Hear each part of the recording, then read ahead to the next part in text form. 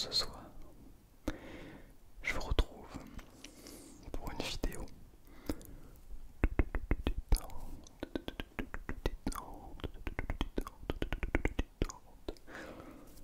dans laquelle j'aimerais te parler d'un sujet qui va peut-être t'aider parce que c'est quelque chose dont je pense on a besoin parfois d'entendre, d'accepter parfois, etc. Et tu vas comprendre dans la vidéo. Je te spoil pas trop, merci mon petit ventre. Je te spoil pas trop ce qui va se passer, mais je peux te dire que ça va être sympa. J'espère en tout cas que tu es bien confortablement installé. Si ce n'est pas le cas, eh bien je te laisse voilà, quelques minutes pour... Quelques minutes, c'est genre une minute, hein. T'as 2 minutes max quoi. Parce que bon, on est quand même là pour la vidéo. Et sinon, eh bien, blottis-toi dans ta couverture avec ta bouillotte, ton plaid, ou juste mets-toi au chaud. Voilà, tout simplement. On attend un petit peu, hein, parce que bon, en attendant les autres, je vous invite à boire un coup d'eau.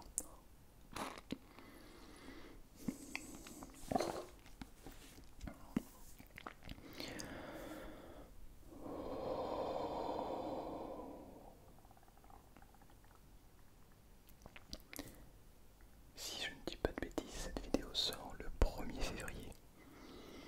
Et je tourne cette vidéo le 9 décembre. Donc avec quasiment 2 mois d'avance. Voilà. Alors, c'est bon, on commence à être installé.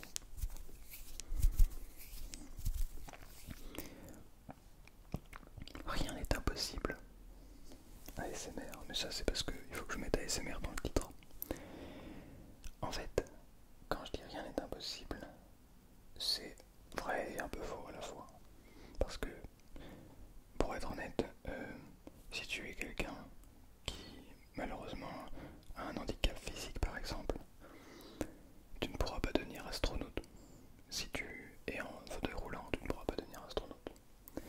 Donc il y a des choses qui sont impossibles, entre guillemets, qui sont physiquement, psychologiquement impossibles. En revanche, je te rassure, quand on a un handicap au niveau des jambes ou ce genre de choses, généralement, dans notre tête, on n'a pas forcément envie de devenir astronaute. Et encore que ça doit, je sais pas si c'est possible, ça m'étonnerait quand même parce qu'il faut des gens. Bref, c'est un exemple, mais c'est pour vous dire qu'il y a des cas extrêmes où effectivement il y a des choses impossibles. Mais il y a quand même beaucoup aujourd'hui des choses qui sont possibles et qui paraissent compliquées.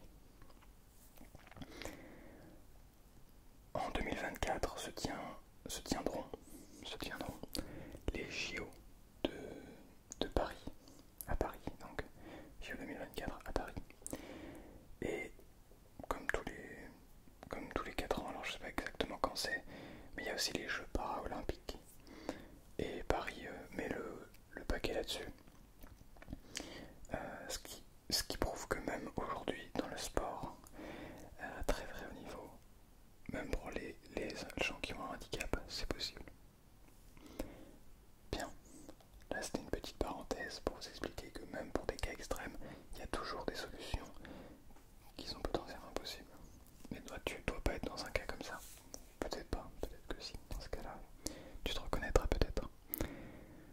Si tu fais actuellement ce que tu aimes, si tu fais ce qui te paraissait impossible, ce qui te paraissait très lointain, ou que tu es sur le chemin pour y arriver, eh bien félicitations. Voilà. Félicitations parce que tout le monde ne trouve pas ce qu'il aime, tout le monde n'a pas une passion, et c'est pas quelque chose de facile à trouver. Même si on dirait tout, mais non, c'est pas du tout quelque chose de facile. Donc bravo.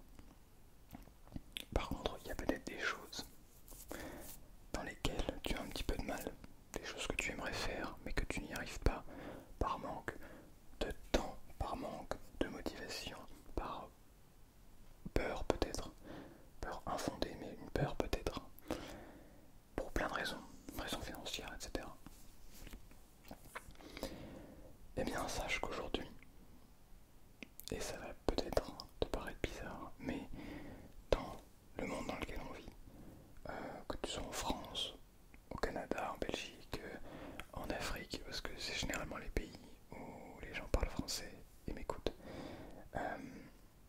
c'est possible. Globalement, on est dans des pays qui sont tellement avancés que c'est quasiment possible de tout faire. Si tu veux partir voyager très loin, alors tu partiras peut-être pas toute une vie, mais tu peux partir pendant plusieurs semaines, plusieurs mois, plusieurs années si tu es motivé même. Et ça ne demande pas forcément un coût énorme. Il y en a qui se disent ouais, si je veux partir là-bas, il faut que je prévoie énormément d'argent. Faut que... Mais j'ai peur aussi, parce que je savais que je serais loin de ma famille. Quand je reviendrai, il faudrait que je retrouve un travail. Vous voyez, ce genre de choses. Ce qui est compréhensible. Mais le souci, c'est que quand on réfléchit comme ça, ce qu'on n'écoute plus, c'est notre cœur. Et notre cœur, lui, nous dit de partir super loin. Mais nous, on se dit, oui, mais il y a pour plein de raisons, c'est compliqué. Il y a ceci, il y a cela. Sauf qu'en y réfléchissant bien, c'est possible. Peut-être que le temps sera moindre, peut-être qu'on partira moins de temps, mais c'est possible d'aller ressentir des choses ailleurs, de voyager, d'apprendre de nouvelles choses, etc. J'aime bien prendre l'exemple de notre GR20. Avec mon ami, on est parti en Corse faire le GR20, qui est donc l'un des plus difficiles sentiers de grande randonnée d'Europe, du monde donc. Même le plus difficile d'Europe et l'un des plus difficiles du monde, bref. On y est allé et on avait... alors on a mis le paquet parce qu'on a dépensé à nous deux au total plus de 3 000 € je crois. Enfin plus de 3 200 €. Alors ça paraît énorme comme ça. Du coup on se dit wow, bah ok c'est énorme, on va pas dépenser autant d'argent. Sauf qu'en réfléchissant bien, sur les 3200, la moitié à peu près, 1600, bah la moitié quoi, c'était pour le matériel. Donc on a dépensé chacun à peu près 800 dans du matériel qui va nous permettre d'être réutilisé pour la plupart plus tard. Donc là actuellement j'ai de quoi globalement, j'ai un sac, j'ai tout ce qu'il faut pour partir et je sais que je peux survivre un peu n'importe où. Oui. Il y a trop de secours, de quoi dormir, enfin duvet, un petit matelas, un oreiller, bref il y a tout ce qu'il faut pour dormir, pour une doudoune, bref tout ce qu'il faut pour dormir. Et donc bah je sais que c'est 800 €, en fait c'est de l'argent qui va être réinvesti, enfin réinvesti en quelque sorte, c'est à dire que c'est pas de l'argent que j'utilise pour autre chose. Donc au final on a dépensé que 800 € pour 2 semaines à peu près, ouais 2 semaines. 2 semaines en Corse. Alors ça vous paraît peut-être énorme, mais dans les 800 € ça comprend notre logement, notre nourriture, et il faut savoir que sur le GR20 la nourriture c'est 2 fois plus cher, voire 3 fois, entre 2 et 6 fois plus cher que dans le commerce normal, parce que eh ben, il faut les acheminer la nourriture par hélicoptère, et parfois ils le font par... on les a vus, il y avait pour certains refuges, ils amenaient la nourriture dans des grosses caisses en bois que des ânes ou des chevaux portaient. Donc voilà, ça je vous laisse imaginer pourquoi ça coûte cher. Pareil, niveau d'eau, il n'y avait pas énormément d'eau, bref. Tout ça pour vous dire que on a dû se débrouiller et on a utilisé 800 € pour se débrouiller chacun pour se débrouiller pendant 2 semaines. Donc au final on n'avait pas énormément de moyens de base, vous allez me dire 1600 chacun, pas énormément de moyens, bon. Mais en fait ce qu'on s'est dit, c'est que on s'est limite dit fuck it en fait, on n'a qu'une seule life, on avait du temps et on avait envie de faire un défi sportif, parce que ça fait un moment qu'on se challenge. Mon ami a fait un marathon, on a fait des milliers de kilomètres en vélo, on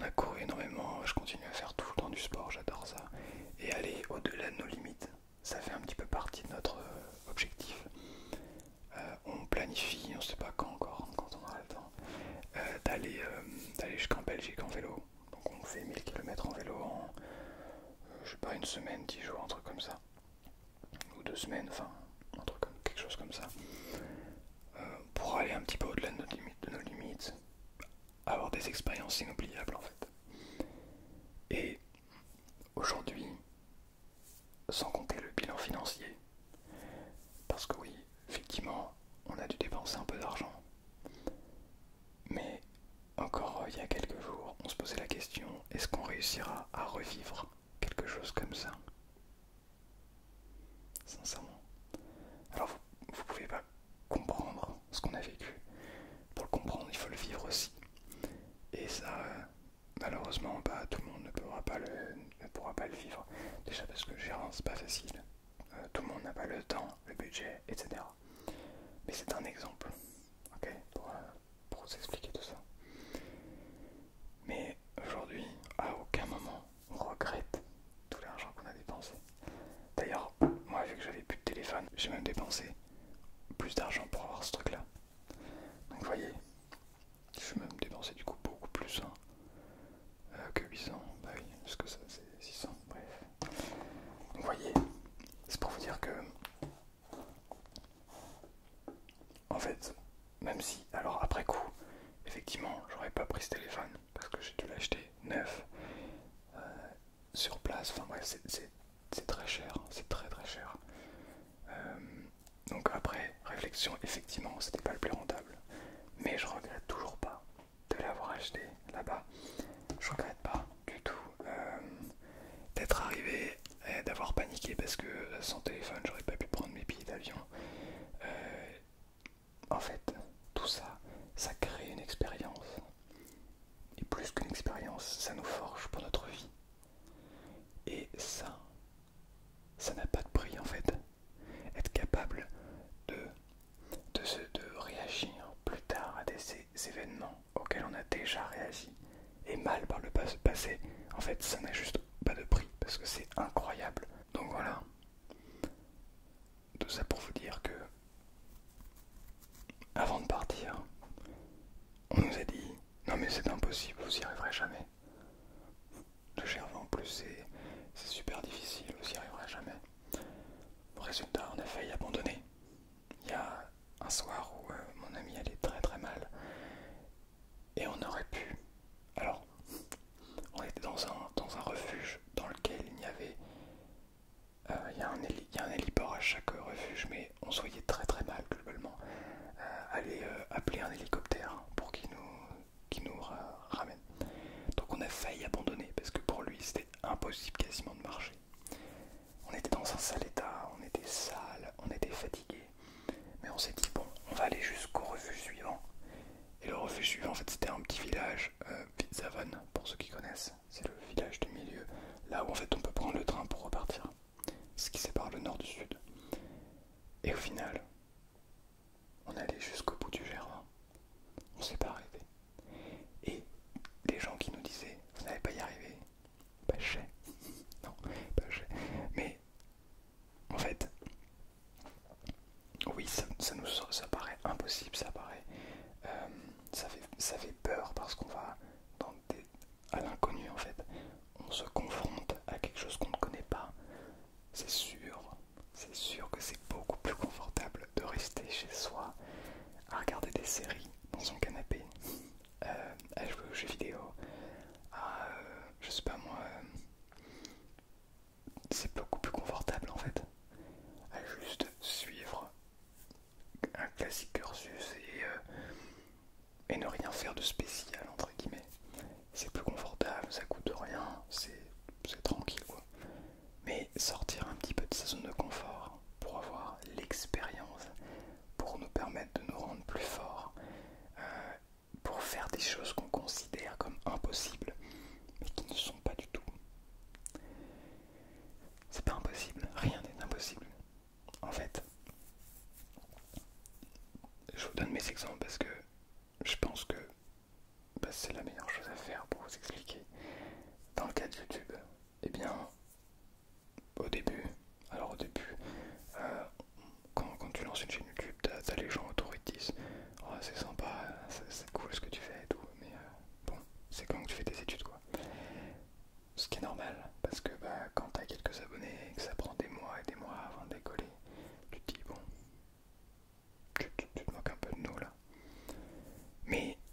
passé 6 mois avant d'avoir les 1000 premiers abonnés. Et j'y croyais en fait. Je kiffais faire ça. C'était incroyable de faire des vidéos ASMR. Mais les gens autour étaient en mode mais tu fais quoi là en fait? Et donc j'ai continué. Aujourd'hui j'en vis pas encore. Mais c'est déjà beaucoup plus réaliste de dire que c'est possible d'en vivre un jour. Et je vais tout donner. Et je vous le dis, hein, on va y arriver. Ensemble, vous et moi. Mais ça pour vous dire que c'est ça que j'aime faire. J'aime créer du contenu. J'aime pas. Ce que j'aime, comment dire, mettre la vidéo en ligne et dire regardez, j'ai plein d'abonnés, plein de trucs, je sais pas quoi. Non, moi ce que j'aime faire, c'est allumer la caméra, chercher la meilleure qualité vidéo et audio possible, synchroniser tout ça, travailler après sur l'image, sur le son, etc. Travailler sur la miniature, travailler sur le titre, etc. Travailler sur l'image globale de la chaîne, travailler sur la qualité, aussi bien de la forme que du fond. Et c'est ça en fait. Vous proposez, vous parlez avec vous, donner mon point de vue et écouter le vôtre. J'aime beaucoup aller sur Discord et voir que bah il y a des gens qui ont besoin d'aide, il y a d'autres personnes de la communauté qui les aident. C'est juste incroyable en fait. Et c'est cet esprit que moi j'aime et que j'ai envie de faire le plus longtemps possible. Et ça, eh ben, ça paraît impossible pour beaucoup. Parce que ce n'est pas normal, ce n'est pas quelque chose de basique. Je ne vais pas suivre un cursus pour devenir créateur de contenu à l'université, enfin un cursus scolaire classique.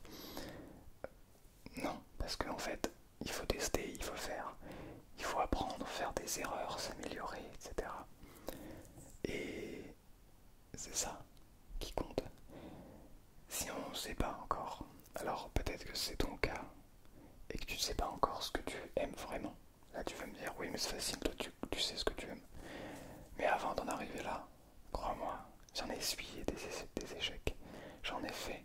Et je parle pas juste du jeu des échecs et matin. Pardon. J'en ai essuyé des échecs, j'en ai testé des choses. Et c'est ça qui m'a permis de trouver ça en fait. Parce que la création de contenu ça fait 7 ans. Ça fait à peu près 7 ans que j'en fais. Mais au début, j'avais pas de ligne directrice, j'avais pas l'ASMR au début. Et c'est ça en fait, que c'est en essayant, en faisant des erreurs. Et c'est ça que je te conseille de faire. Tu essayes. Tu vas pas ici, par là, par ici, par là. T'essayes des trucs et tout. Et je suis sûr que déjà, tu vas rencontrer des gens incroyables. Parce qu'il y a des gens incroyables partout. Tu vas découvrir des disciplines que tu n'imaginais même pas. Pour lesquelles tu vas peut-être tomber amoureux. Tu vas peut-être te trouver une passion, quelque chose qui va te prendre au tripes, pour lequel tu auras envie de te donner à 200%. Et peut-être que peut-être que c'est en démarrant des études. Et dans ces cas-là, tu trouveras une voie, tu comprendras, etc. des nouvelles choses. Peut-être que c'est en essayant de poster du contenu. Bref, essaye des choses et tu verras que rien n'est impossible. J'espère que cette vidéo t'a plu et je te souhaite